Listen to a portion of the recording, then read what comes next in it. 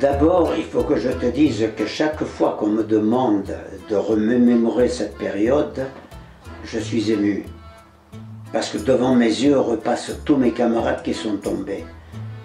Je crois utile de te dire que 52 de mes camarades avec qui j'étais très lié ont été massacrés par la Gestapo après qu'ils étaient pris. Pour certains, on n'a jamais connu leur nom ni leur tombe.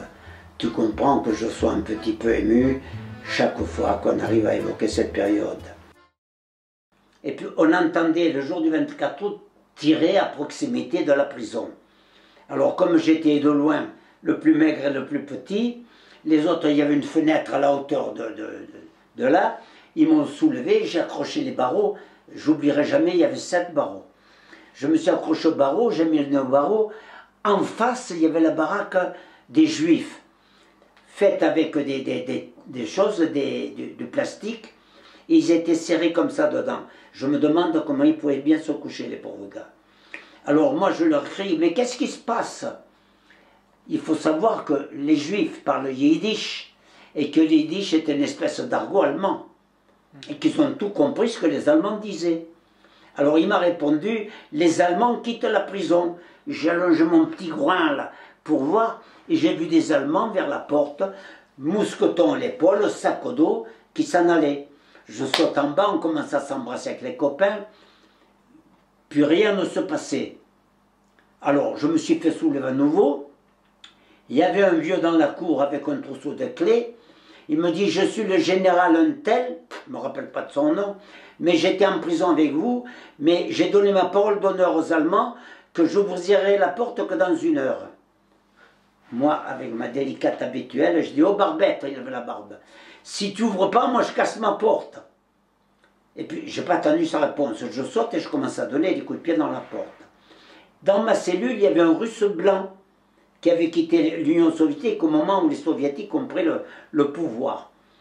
Et il m'a dit, Léon, comme ça tu ne casseras pas la porte. On a vu une tinette en fer où on chiait. Le matin, on avait dit que le lendemain, dans une pièce comme ça, tu te vois le parfum que nous avions. Et il prend la tinette, il va dans un coin, il la vide. Il y avait une couverture que nous avions repoussée parce qu'elle était pleine de punaises et de poux. Dans la journée, on se triait les poux. Et là, il prend la chose, il me la met. Il me dit, avec ça, tu vas casser la porte. Et j'ai commencé à taper dans la porte. Et la prison, ils ont commencé à faire pareil. Ça tapait de partout. J'ai fait un trou dans la porte, j'ai sorti ma tête pour voir s'il y a des Allemands. Il n'y avait pas des Allemands, j'ai ouvert le trou, je suis sorti par le trou, je suis descendu en courant. Entre-temps, l'autre, il avait donné les clés. En bas, ils étaient sortis. Il y avait une courette du Fort Montluc où il y avait déjà plein de gens qui étaient sortis de la prison. Et moi, j'ai repensé à ce que m'avait dit le Russe blanc. Ils risquent d'avoir saboté la prison et ils vont nous faire sauter, ils s'en vont, ils font sauter la prison et on tue tous dans la prison.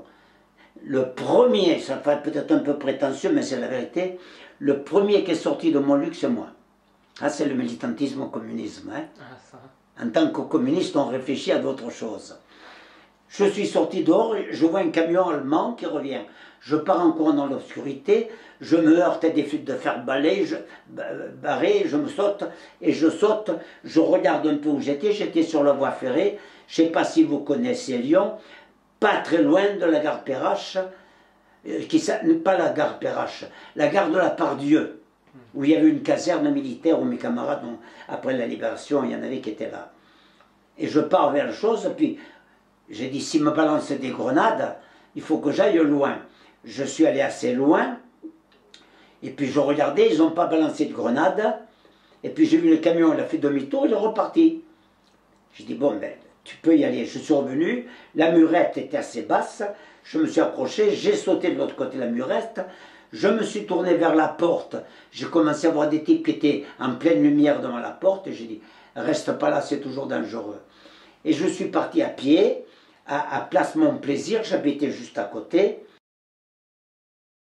Le 23 août, Paris était libéré.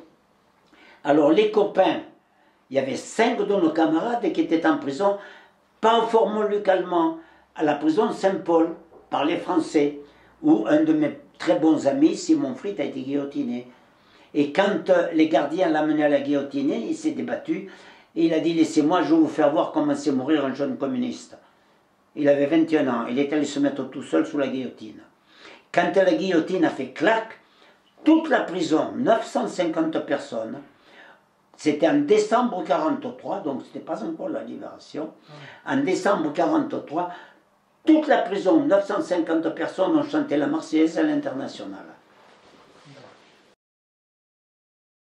En arrivant sur Villeurbanne, la population a commencé à sortir, à les porter en triomphe, le maquis est là, ça y est, il s'est libéré, le maquis est là. Mais eux, ils ne savaient pas quoi faire. Et ils les ont emmenés à l'hôtel de ville.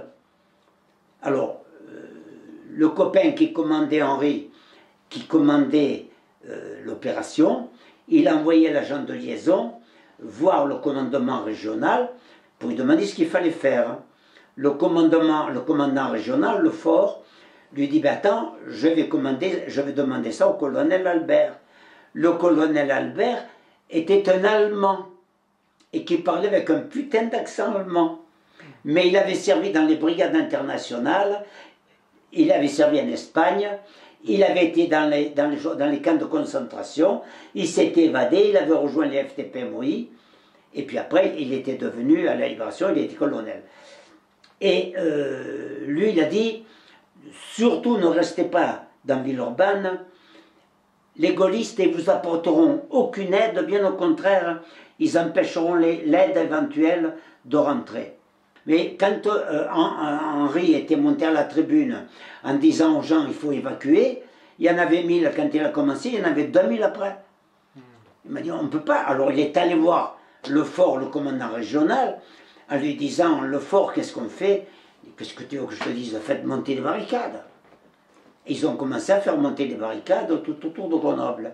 Les Allemands, ils ont envoyé 3 chars pour voir ce qui se passait. 2 ont été brûlés. Et le 3e, il a réussi à se tirer. Et ils ont dit aux Allemands, il ne faut pas s'y frotter, ils sont armés de mitraillettes et de revolvers. Et il dit, on ne peut rien faire. Nous, les copains, ne voulaient pas quitter Lyon. Quand on a reçu l'ordre de Gaulle de quitter Lyon, ils ne voulaient pas quitter Lyon.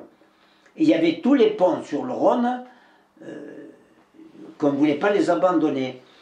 Quand on nous a dit de quitter, les copains sont partis et les Allemands ont fait sauter tous les ponts, c'est-à-dire toutes les troupes allemandes qui remontaient de la vallée du Rhône. Ils les ont laissés passer et quand ils les ont laissés passer, ils ont fait sauter les ponts.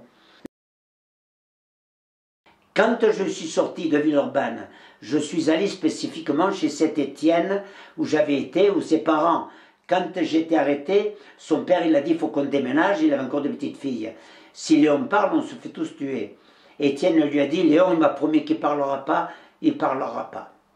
Et je suis allé taper à la porte, Madame Palomares me regarde, elle me dit monsieur vous désirez? Je dis mais Madame Palomares vous ne me reconnaissez pas. Elle m'a sauté au cou, elle sanglotait, tant et plus. Mais qu'est-ce qu'ils t'ont fait ces salopards? Mais dans quel état ils t'ont mis? Alors j'ai dit, mais il y a l'insurrection à Villeurbanne, moi je vais partir à Villeurbanne. Il m'a dit, reste ici. Étienne, c'était mon jumeau quand on faisait des opérations. Étienne, il a dit que tu ne parlerais pas, va venir voir si tu es vivant.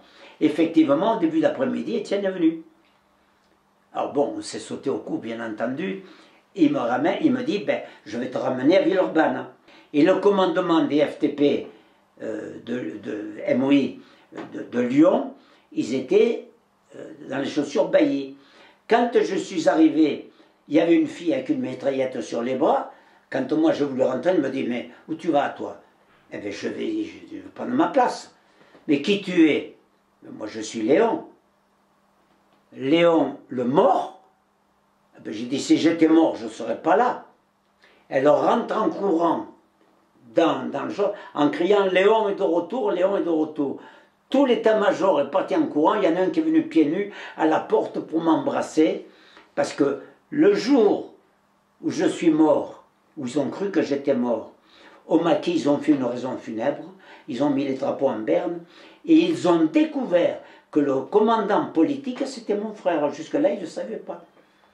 On n'avait jamais dit que j'étais... Moi, quand je venais d'opération à Lyon et que je venais pour 24 heures au maquis, Je restais avec les autres, puis au bout d'un petit moment, je m'arrangeais, je m'approchais de mon frère. Il me dit, tu as des nouvelles de la maison? J'ai dit, oui, il y a ça, ça. Il m'a dit, moi aussi. Puis hop, on se séparait. C'était fini, on était deux étrangers. Après 24 ou 25 jours après la libération, j'étais dans un tel état physique que la doctoresse Colette, qui participait au déraillement et aux attaques contre les Allemands avec nous, me dit, écoute Léon, dans l'état où tu es, tu vas crever, tu ne peux pas rester là, tu as tes plaies qui suppurent de partout, tu as le pus qui te coule dans le dos, on n'a pas d'antibiotiques ici, je vais te faire une lettre pour le commandant de l'hôpital de Guéret, et tu prends le train et tu pars à Guéret, et puis de là tu iras rejoindre ta famille en Creuse. Quand je suis arrivé à une gare où je connaissais un type, je savais que pendant la guerre, il avait caché sa voiture sous la paille.